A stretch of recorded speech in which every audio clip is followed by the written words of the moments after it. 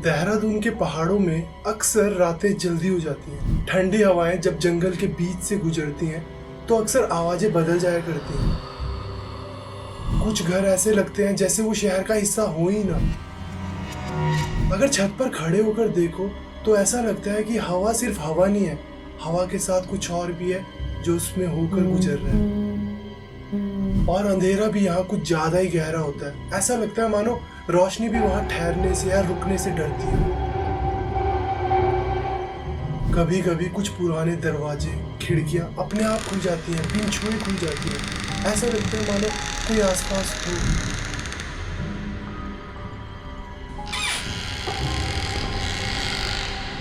जंगलों के बीच से आती एक अजीब सी हंसी मुस्कुराहट, मानो ऐसा लगता हो कि कोई बहुत देर से शांत था, चुप था और अब वो बोलने लगा है और हंसने लगा।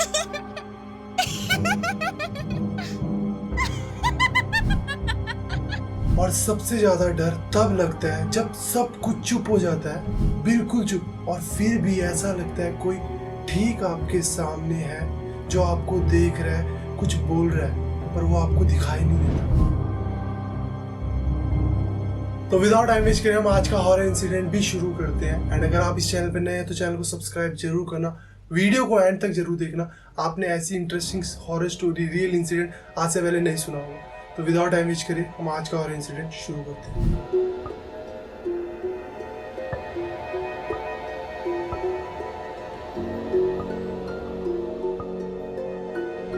आज का जो हॉरर इंसिडेंट है हमारे साथ हरमन ने शेयर करा है। हरमन की फैमिली में हरमन का छोटा भाई करण और उसके मम्मी डैडी है। हरमन और करण दोनों ट्विंस हैं। हरमन 1-2 मिनट बड़ा है और करण 1-2 मिनट छोटा है। अब ये जो फैमिली है हरमन की, ये लुधियाना में रहती है। हरमन के जो पापा है वो एक गवर्नमेंट ऑफिसर है फॉरेस्ट डिपार्टमेंट में और एक अच्छी पोस्ट पर है। अब हरमन और करण दोनों +2 में होते हैं। उसी वक्त क्या होता है कि हरमन के पापा का ट्रांसफ़र आ जाता है कि आपका ट्रांसफ़र कर दिया गया है, आपको अब देहरादून में जाना होगा, आपकी पोस्टिंग देहरादून है। अब हरमन के जो पापा है वो एक रिक्वेस्ट डालते हैं अपने ऑफिस में कि मेरे बच्चे दोनों +2 में हैं, उनका एग्ज़ाम आने वाला है, उनका एग्ज़ाम एक बार क्लियर हो जाए तो मैं यहाँ से पोस्टिंग अपनी देहरादून करा लूँगा, वहीं रहूँगा। तो गवर्नमेंट एक्सेप्ट कर लेती है कि दोनों बच्चे +2 में हैं और वो अच्छे पोस्ट पर थे, तो मान लेती है उनकी बात। अब कुछ समय बाद हरमन और करण का रिजल्ट आता है, दोनों पास हो जाते हैं। एंड जो हरमन के पापा हैं वो भी डिसाइड करते हैं कि अब पोस्टिंग ले लेते हैं और वो देहरादून पहुंच जाते हैं। अब जब वो देहरादून पहुंचते हैं, हरमन और करण को एक कॉलेज चाहिए होता है और हरमन की फैमिली को सबसे पहले एक घर चाहिए होता है रहने के लिए, क्योंकि जो उनको कोठी गवर्नमेंट की तरफ से मिलनी थी, अलॉट होनी थी, उसको मिलने में अभी समय था, उसके पास होने में अभी समय था, 1-2 महीने का समय लगना था। तो उन्होंने मेन देहरादून के बीचों बीच एक घर रेंट पे ले लिया और करण और हरमन का एडमिशन भी करा दिया। दोनों को डिफरेंट कॉलेज मिलता है और दोनों अपने कॉलेज जाना शुरू करते हैं। अंकल अपने ऑफिस जाना शुरू करते हैं, आंटी पूरा दिन घर पर होते हैं। समय बीतता है, 1-2 महीने बीतते हैं, ये सब यहाँ सेटल हो चुके होते हैं। हरमन और करण के भी दोस्त बन गए होते हैं। अब हरमन के पापा को जो घर अलॉट होना था वो पास हो चुका होता है, वो मिल जाता है, अलॉट हो जाता है। अब ये फाइनली वहाँ मूव करने लगते हैं। अब वो जो घर इनको मिलता है वो देहरादून से थोड़ा सा दूरी पर मिलता है, एक आउटस्कर्ट एरिया पे मिलता है, जंगलों के पास। ऑब्वियसली एक फॉरेस्ट डिपार्टमेंट के ऑफिसर थे तो फॉरेस्ट के आसपास ही इनको घर मिलता है। अब ये वहाँ जा रहे होते हैं और जैसे ही अपने घर के सामने पहुँचते हैं, ये देखते हैं कि यहाँ पर ये खड़े हैं, सामने इनका घर है जो कि बहुत खूबसूरत है।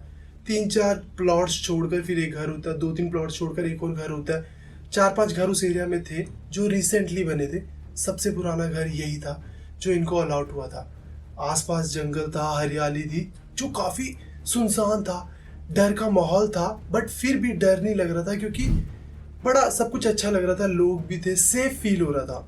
जंगल होने की वजह से थोड़ा सा डर था जंगली जानवरों का, बट फिर भी सेफ लग रहा था, उन्हें अच्छा लग रहा था।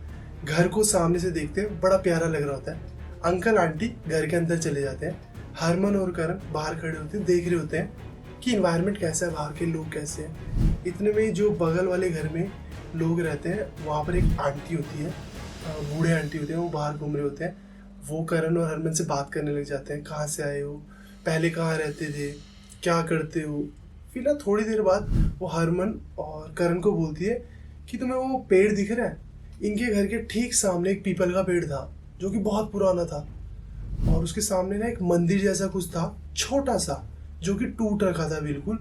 ऐसा था मानो कि वो मंदिर भी है कि नहीं है ये भी नहीं पता, बंद था, टूटा फूटा था काफी समय से। आंटी बोलते हैं कि रात के समय उस पीपल के पेड़ के पास मत जाना, सेफ नहीं है।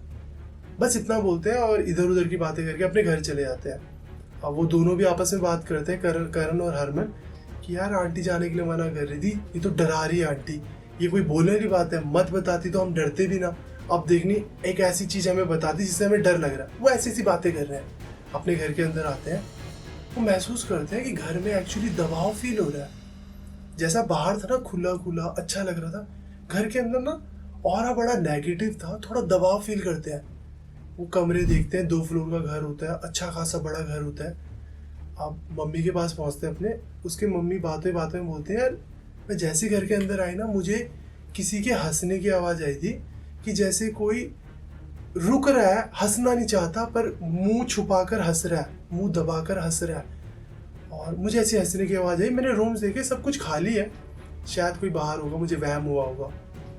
ये बातें करते हैं और आपस में बात कर रहे होते हैं कि घर काफ़ी अंदर से घुटन जैसा फील हो रहा है, बट खिड़कियाँ बहुत सारी हैं, हवा का आना जाना भी है, पर घुटन महसूस हो रही है।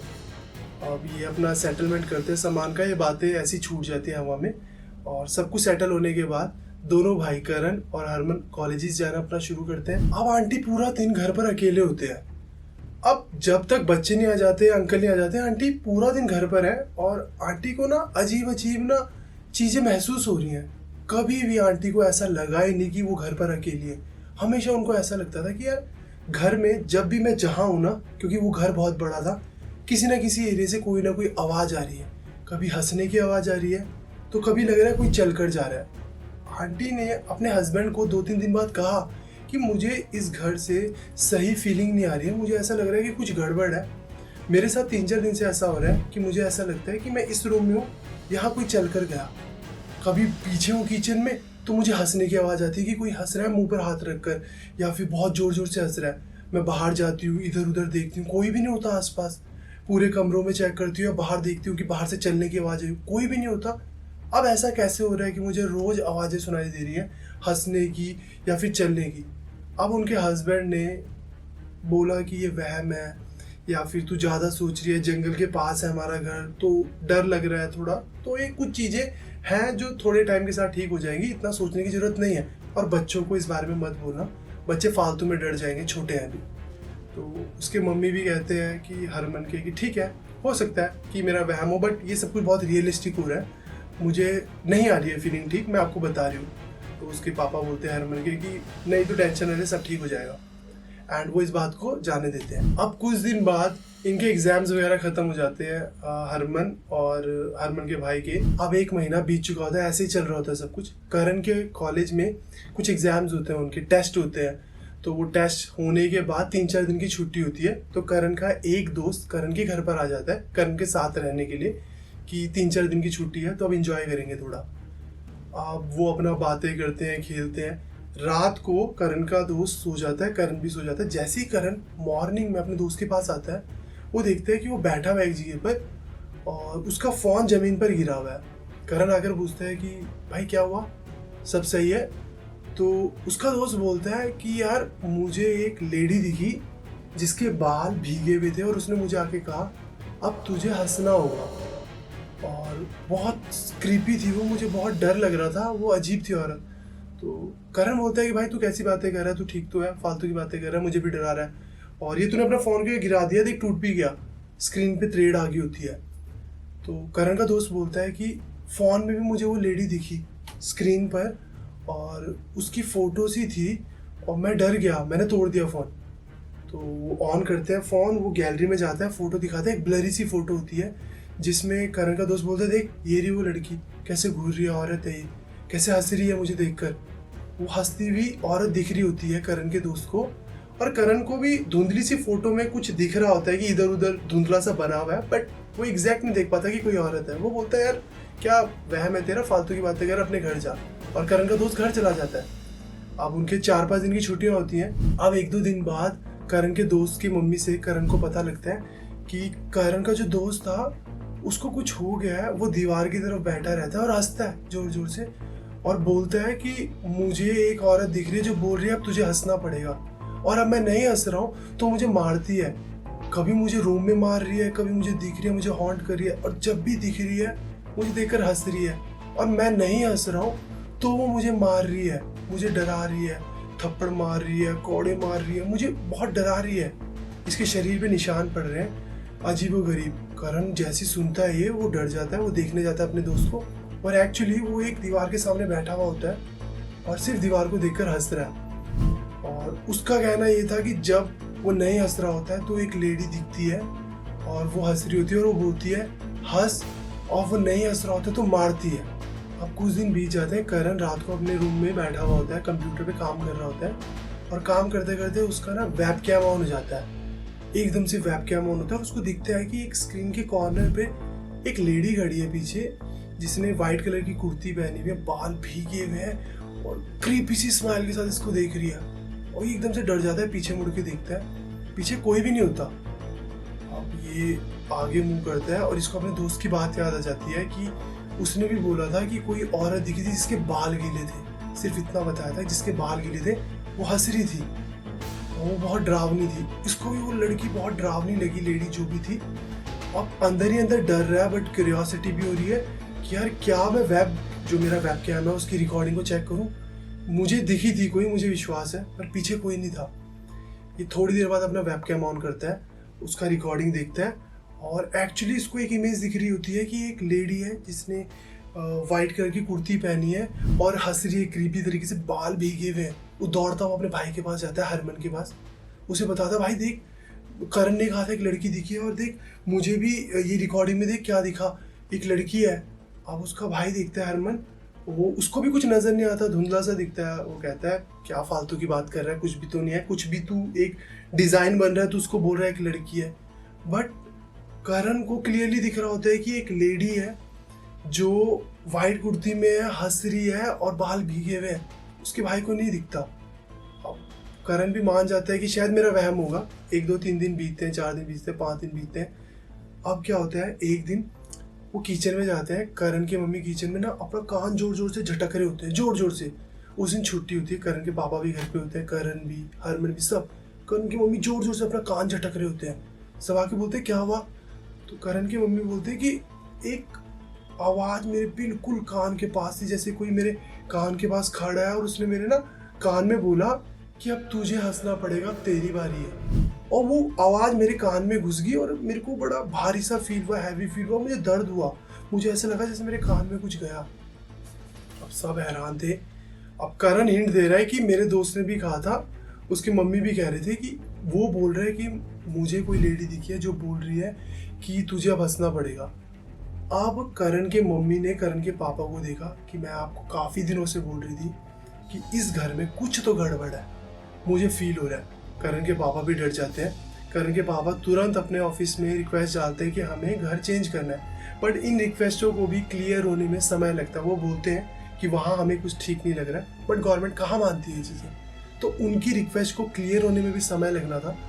अब अगले दिन से ही जो करण के मम्मी थे वो हंसते हुए दिख रहे हैं, कभी हंस रहे हैं, कभी दीवार को देख के हंस रहे हैं, कभी करण को देख के हंस रहे हैं, करण के पापा डांट रहे हैं उनको देख के हंस रहे हैं, बहुत वियर्ड बिहेव कर रहे हैं, रात को डर रहे हैं। उनको भी ऐसा ही फील हो रहा था कि कोई लेडी दिख रही है, और जब जिस टाइम पर नहीं हंस रहे हैं वो लेडी डांट रही है, वो डरा रही है, मारने को आ रही है, बोल रही है हंसो। तो पूरा टाइम पर्सन हंसते जा रहा है, हंसे जा रहा है। आंटी भी पूरा टाइम हंसे जा रहे हैं, इतना हंसते जा रहे हैं कि पागल होने की कगार पर आ गए हैं। अब जल्दी से करण के पापा उनको डॉक्टर के पास ले जाते हैं। उनको बोलते हैं डॉक्टर्स को कि ये बोल रहे हैं कि एक लेडी दिख रही है जो बोल रही है हंस, और ये हंस रहे हैं कॉन्टिन्यूस, डॉक्टर को भी देख के हंस रहे हैं। डॉक्टर बोलते हैं ये कुछ चीज़ें हेलुसिनेट कर रही है, शायद से दिमाग में कुछ असर पड़ा है। सीटी स्कैन करते हैं, जब रिजल्ट आता है सीटी स्कैन का, सब शॉक में रह जाते हैं, सब कुछ नॉर्मल। डॉक्टर भी हैरान कि पर्सन दिमाग से बिल्कुल ठीक है, तो ये सब क्या हो रहा है।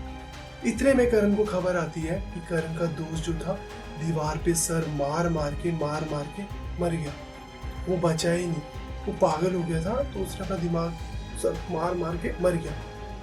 अब करण के मम्मी का इलाज कराने लगे कि इनका इलाज कराते हैं सही से कि इनको क्या हो गया।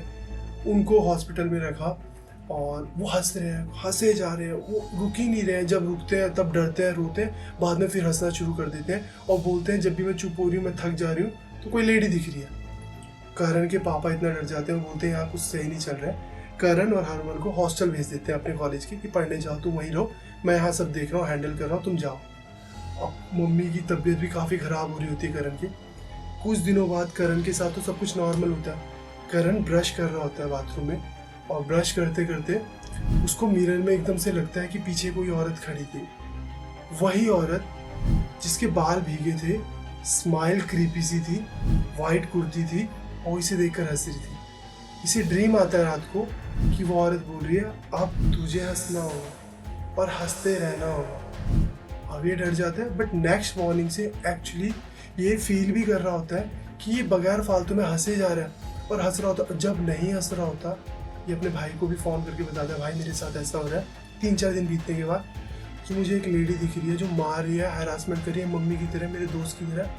मैं नहीं हंस रहा हूँ तो मुझे मार रही है, मुझे बचा लो। वो अपने पापा को बताता है हरमन। उसके पापा आते हैं, करण को भी लेके जाते हैं। करण भी बस हंसे जा रहा है।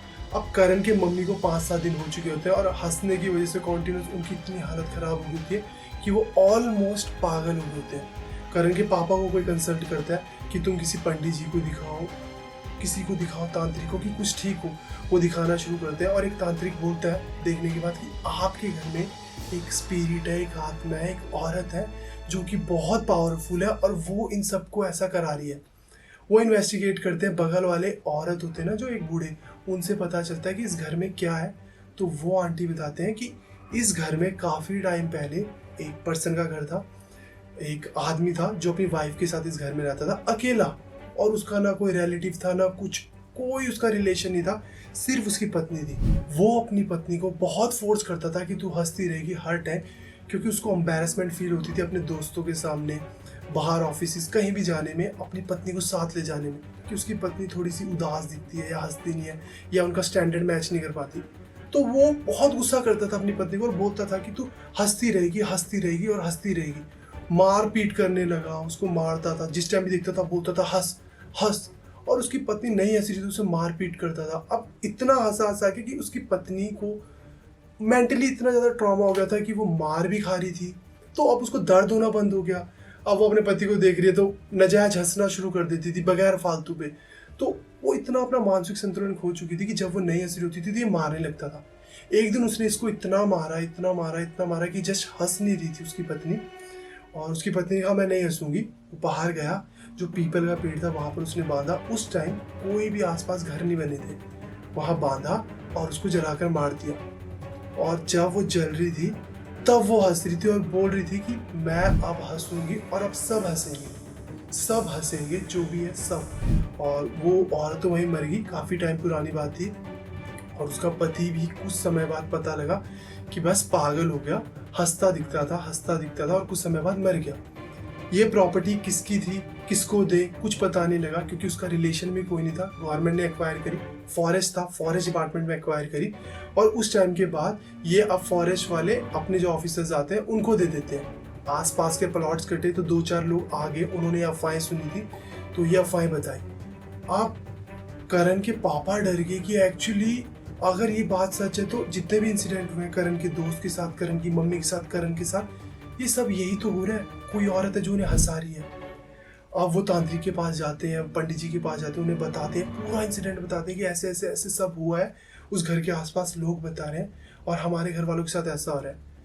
अब तांत्रिक आते हैं घर में, सब चेक करते हैं और वो बोलते हैं उस औरत को इतना ज़्यादा पीड़ित करा गया, इतना ज़्यादा तड़पाया गया कि उसको बांधना, उसको काबू कर पाना या उसको छुड़ा पाना किसी से नेक्स्ट टू इम्पॉसिबल है। वो छुड़ नहीं पाएगी, वो सबको हॉन्ट करेगी। इनफैक्ट जब जो तांत्रिक था वो उस घर में गया तो उस रात उस तांत्रिक को भी सपने में वो औरत दिखी हंसती हुई कि अब तू भी हंसेगा। बट तांत्रिक के पास अपनी विद्याएं थी, अपनी विद्याओं के साथ अपना एक्सपीरियंस था, तो वो तो उस चीज़ से बच गया। और उसने जो करण के मम्मी थे उनको भी एक धागा दिया बहुत पूजा करने के बाद, और करण को भी एक धागा दिया बहुत पूजा करने के बाद कि इसको बांध के रखना है। करण के मम्मी की हालत इतनी बिगड़ चुकी थी कि वो भी पागल हो गए थे और वो रिकवर ही नहीं कर पाया, और अभी वो एक मेंटल एजाइलम में है, वो एक पागल खाने में है, क्योंकि वो अपना कंट्रोल ही खो दिया उन्होंने। बट उनके हाथ में वो धागा बांधा हुआ है तो उनको वो औरत नहीं दिखती है। अब वो अजीब हरकतें करते हैं बट पागल हो चुके हैं, बट वो औरत उन्हें हॉन्ट नहीं कर रही है। बट करण जो हो रहा था, हंस रहा था, वो कंट्रोल में आ गया, उसको वो औरत दिखनी बंद होगी और वो बच गया। अब इनकी फैमिली में इनके मम्मी वो पागल हो चुके हैं और वो एक पागल खाने में है। बट करण, उसका भाई हरमन और उसके पापा तीनों ठीक है। एंड जो करण का फ्रेंड था वो भी नहीं रहा दुनिया में, वो भी उस समय मर गया था कुछ ही दिनों बाद पागल होने की वजह से, सर फोड़ने की वजह से। अब ये इंसिडेंट हमारे साथ हरमन ने शेयर करा कि ये मेरे भाई और मेरे परिवार के साथ हुआ, जो कि बहुत अजीब था। वो औरत हंसती हुई दिखती थी, उसे तड़पा कर मारा गया, तो अब सबको वो ऐसे दिखती है।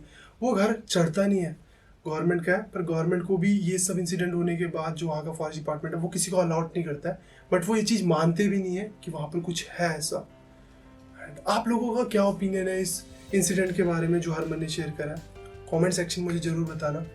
एंड अगर आप लोगों के पास भी ऐसे ट्रू हॉरर इंसिडेंट्स हैं जो बहुत अजीब है, जो बहुत अलग है, और जो ये कुछ सीख दें कि हमें कुछ भी काम करने से पहले कुछ चीज़ें देख लेनी चाहिए, घर हो या एरिया हो या कोई चीज़ें हो, तो वो इंसिडेंट्स ज़रूर मुझे बताना। ये मेरी जीमेल आईडी पर मैं उन सबको रीड करूँगा एंड यहाँ सबके साथ शेयर करूँगा। चैनल को सब्सक्राइब करना मत भूलना अगर आप यहाँ तक आए हो। मैं आप अच्छी स्टोरीज 2-3 दिन में रोज़ लाया करूँगा आप सबके लिए, आपको एंटरटेन करने की कोशिश करूँगा। एंड इस हॉरर शो टाइम के लिए बस इतना ही। मिलते हैं नेक्स्ट हॉरर शो टाइम में, तब तक के लिए बाय, टेक केयर।